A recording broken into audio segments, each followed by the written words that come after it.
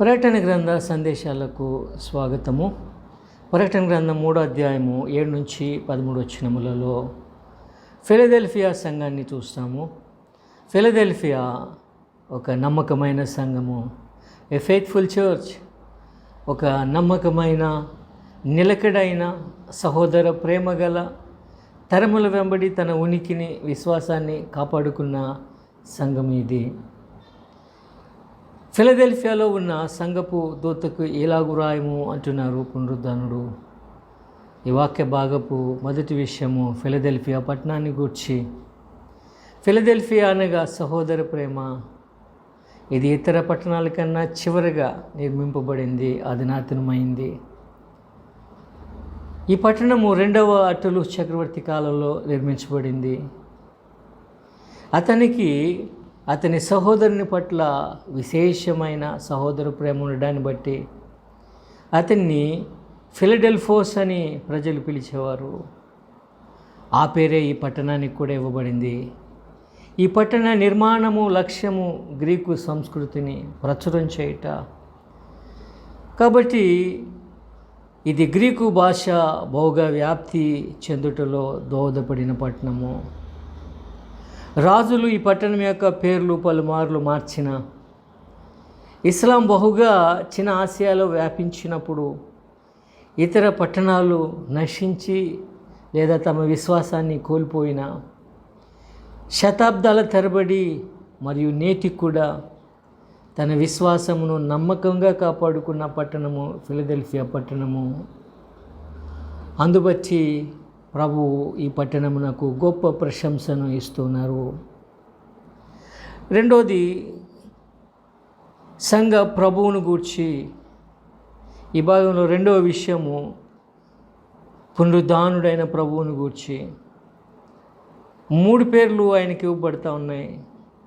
దావీదు తాళపు చెవి కలిగి ఎవడునూ వేయకుండా తీయవాడును, ఎవడునూ తీయకుండా వేయవాడినైనా సత్య స్వరూపియగు పరిశుద్ధుడు అని ఆయనకు పేరు. 2వ పేరు సత్యస్వరూపి. సత్యమునకు రూపమాయన. ఆయన మాత్రమే సత్యమెరుగును, ఆయన మాత్రమే సత్యమును మానవునికి తెలియచేయను. ఈ దినముల్లో ఎవరిని మనము నమ్మగలుగుదాము? ఎవరి మాట సత్యము? ఇదిగో పరలోకము నుండి సత్యము దిగివచ్చను, ఆయన మాట మాత్రమే సత్యము. 3వ పేరు పరిశుద్ధుడు. పరిశుద్ధత ఆయన గుణము. పరిశుద్ధత ఆయన పొందుకున్నది కాదు, ఆయన గుణలక్షణమై ఉంది.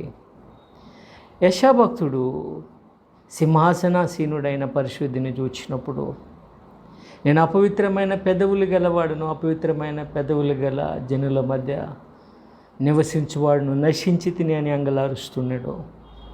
ఆ పరిశుద్ధుడు బలిపీఠం వద్ద కార్నిప్పుత అతని పెదవులను గాల్చి శుద్ధిని చేశాడు. ప్రకటన గ్రంథము 1:17 నందు యోహాను చచ్చిన వాని వలె ఆయన పాదముల మీద పడ్డాడు ఆయన పరిశుద్ధతను బట్టి. పరలోకమందు హతసాక్షులైన పరిశుద్ధుడు సత్యవంతుడని ఆయనను గూర్చి పలుకుతున్నారు. ఈ వాక్య భాగపు 3వ విషయము నేనెరుగుదును అను ఆదరణ వాక్యము. ప్రభు అంటున్నారు, నీకున్న శక్తి కొంచెమై ఉండినను నీవు నా వాక్యమును గైకొని నా నామము ఎరుగననలేదు. ఇదిగో తలుపుని ఎదుట తీసి ఉంచున్నాను, దాన్ని ఎవడును వేయనేరుడు అంటున్నారు. తలుపు తెరవబడి ఉండుట అనగా ఒకటి సువార్త పరిచర్యకైన అవకాశములు తెరవబడి ఉన్నాయి. 1 కొరింథీ 16:8-9 నందు పౌలు భక్తులు అంటాడు, మంచి సమయంలో నాకు ప్రాప్తించను అంటాడు. దానినే మరొక భావంలో గొప్ప ద్వారము నా కొరకు తెరవబడి ఉన్నది అని కూడా చెప్పబడతా ఉంది. అపోస్తల కార్యాలు 14:27 నందు అన్యజనులు విశ్వసించుటకు ఆయన ద్వారం తెరిచెను అని వ్రాయబడతా ఉంది. సువార్తను అంగీకరించుటకు అన్యజనులకు కూడా ఒక అవకాశం తెరవబడింది, అవిశ్వాసులకు ఒక అవకాశం తెరవబడింది. బుద్ధి లేని కన్యలు వారు తాత్సారం చేసినప్పుడు తలుపులు మూయబడ్డాయి. కానీ ప్రభు అంటున్నారు, ఇప్పుడు తలుపు ఇంకా తెరవబడి ఉంది, అవకాశములు ఇంకా మన ఎదుట ఉన్నాయి, పరిచర్యకు అవకాశం ఉంది, రక్షణ పొందడానికి అవకాశం ఉంది. ద్వారం తెరవబడుట రెండవ భావం. యేసే ద్వారము. యోహాను సువార్త 10:8-9 వచనాలలో ఆయనలో నిత్యము నిలిచే ఆధిక్యతే ఈ ద్వారము. మూడవ భావం ద్వారం అనగా ఆయన ఇంటిలోనికి, ఆయన రాజ్యంలోనికి ప్రవేశము. నా తండ్రి ఇంటి అనేక నివాసములు కలవంటారు ప్రభువారు. నాలుగవ భావము ద్వారం అనగా ప్రార్థన. పరిస్థితులు ఎలాగన్నా మారవచ్చు, కానీ ప్రార్థించే భాగ్యము, అవకాశము సంఘానికి ఉంది. నీకున్న శక్తి కొంచెమై ఉండినను నీవు నా వాక్యమును గైకొని నా నామము ఎరుగనలేదు.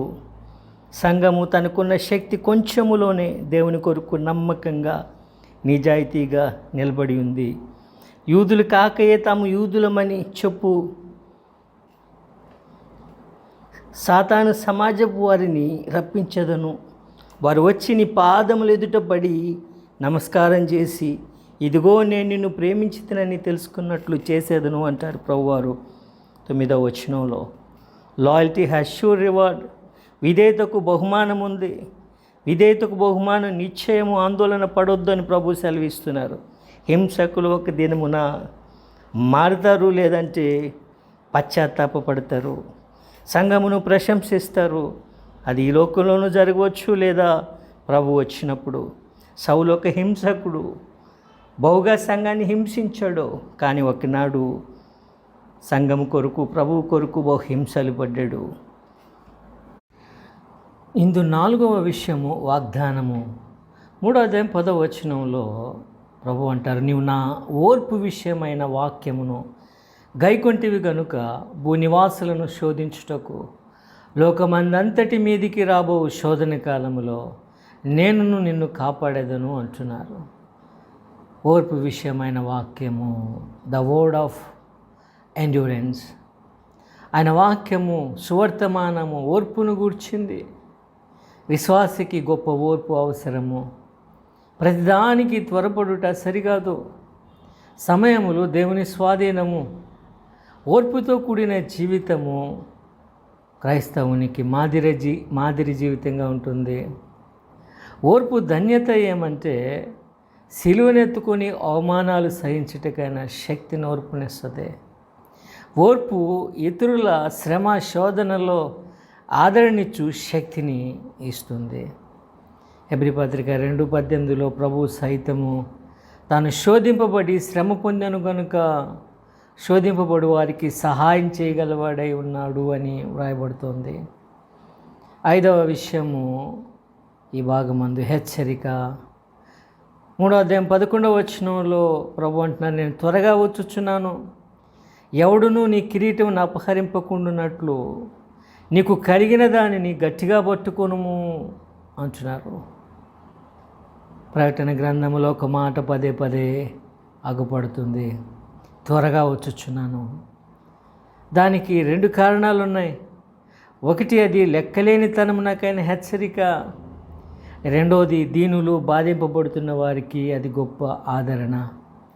అందుకే యాకోబు రాస్తూ అంటారు, ప్రభు రాక సమీపించుచున్నది గనుక మీరును ఓపిక కలిగి ఉండుడి, మీ హృదయములను స్థిరపరచుకొనుడి అని రాస్తున్నారు. యాకోబు పత్రిక 5వ అధ్యాయం 8వ వచనం.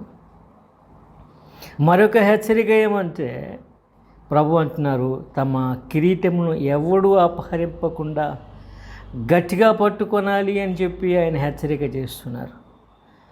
వాస్తవ భావం ఏమంటే ఆ కిరీటము దొంగిలింపబడుతుందని కాదు, కానీ ఒకవేళ లెక్కలేనితనమును బట్టి నీవు అనర్హుడివైనట్లయితే దేవుడు ఆ కిరీటాన్ని మరొకరికి, అర్హులైన వారికి ఇచ్చే అవకాశం ఉంది.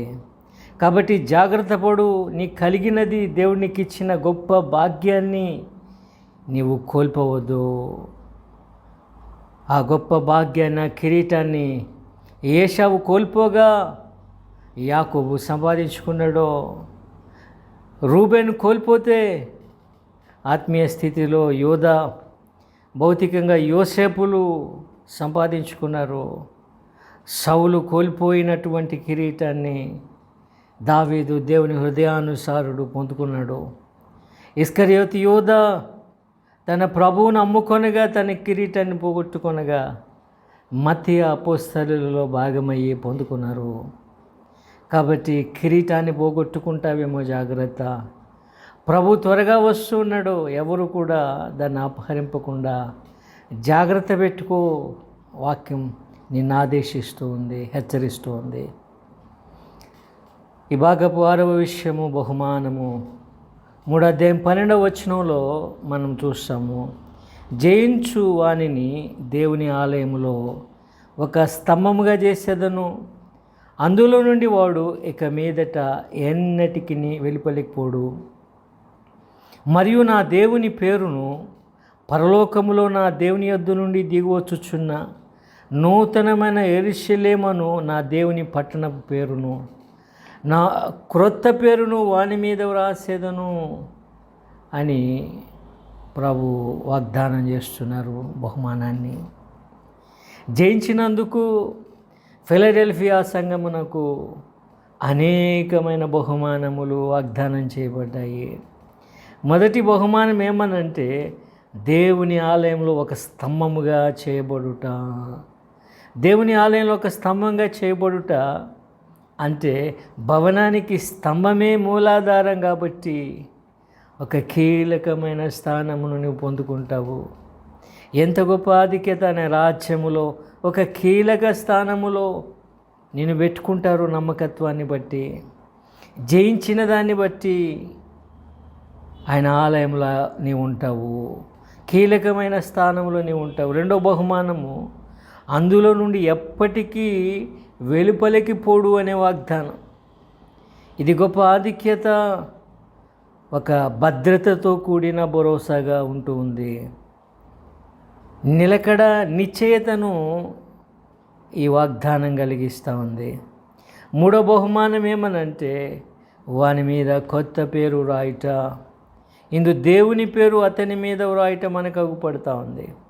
సంఖ్యాకాండం 6వ అధ్యాయం 20 నుండి 27 వచనాలలో చెప్పబడినట్లు ఆయన నామము పలుకుట, ఆయన నామమును బట్టి ఇతరులకు ఆశీర్వాదంగా ఉండుట ఈ ఆధిక్యత యొక్క భావము. ఫిలడెల్ఫియా పట్టణంలో ఒక యాజకుడు జీవితకాలము సేవ చేసి చనిపోయినట్లయితే ఆ ఆలయపు స్తంభంపై అతని పేరు, అతని తండ్రి పేరుతో కూడా వ్రాసేవారట. ఇదిగో అతని పేరు రాయబడతా ఉంది. అంతేకాదు ఒక బానిసపై యజమానుని యొక్క పేరు రాసేవారంట. ఇది అతనికి అయిన ఆధిక్యత. అంతేకాకుండా ఇతరులకు వానిపై అధికారము లేదని తెలియచేయుట. ఆ దేవుని పేరు నీపై వ్రాయబడుట యొక్క భావం ఎంత గొప్పది. అంతేకాదు నూతన యెరూషలేము యొక్క పేరు వ్రాయబడుతుంది జయించిన వాని మీద. నమ్మకమైన పౌరుని పేరు ఆ పట్టణంలో గుర్తింపబడుతుంది, ఆ పట్టణ గ్రంథంలో వ్రాయబడుతుంది. అతడు పౌరుడు అనడము ఈ పేరు రాయుట యొక్క ఆధిక్యత. నీ పేరు రాయబడ్డాన్ని బట్టి ఆ పట్టణమందు నీవు ఉంటావు. అంతేకాదు వ్యక్తిగతంగా కూడా ఒక కొత్త పేరు అతని మీద వ్రాయబడుతుంది అని దేవుని వాక్యం తెలియజేస్తుంది. నా కొత్త పేరు వాని మీద వ్రాసేదని అంటున్నారు. నూతనమైన గుర్తింపు, ఆధిక్యత ఇచ్చుటను గూర్చి ఈ మాట మనకు తెలియజేస్తుంది. బహుమానము శ్రేష్టమైంది. నమ్మకత్వము బట్టి బహుమానము గొప్పది, ఆశీర్వాదకరమైంది. ఆయన అన్యాయస్తుడు కాదు. చివరిగా 7వ విషయం ప్రభు అంటారు, సంగములతో ఆత్మ చెప్పుచున్న మాట చెవిగలవాడు వినుగాక. సంగములతో ఆత్మ చెప్పుచున్న మాట చెవిగలవాడు వినుగాక. కోల్పోయినచో ఆశీర్వాదము నష్టపోతావు. జయించినచో బహుమానము గొప్పది. అయినా కూడా ఆయన మాట వినిపించుకోకపోవుట చెవులు లేకపోవుటయే. దాసుని చెవులు వినుబుద్ధి దేవుడు మనకు దయచేయనుగాక. ఆమేన్.